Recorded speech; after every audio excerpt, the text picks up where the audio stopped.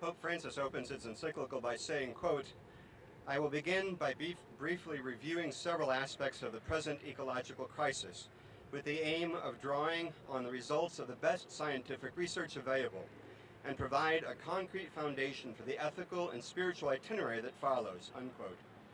He outlines Laudato Si, may you be praised, to show that the ecological crisis is ethical and spiritual, and that it should not be diluted by ideology. He has a responsibility to speak.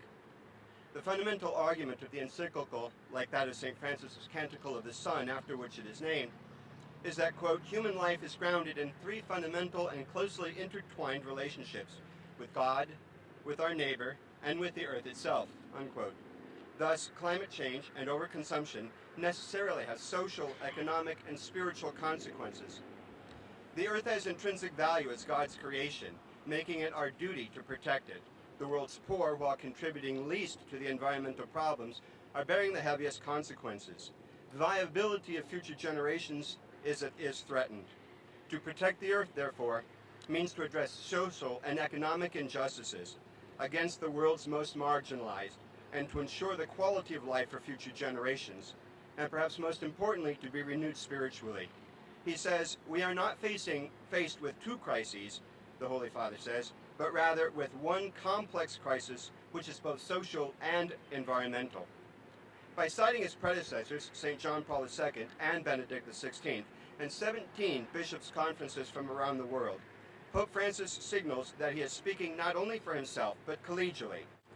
He says, every person on the planet is invited to share in the dialogue and to work together towards solutions, reduced consumption of resources, prudent use of technology, reformed economic systems, profound political courage, global cooperation, education, and embracing the insights of the sciences, the arts and the humanities, and of faith.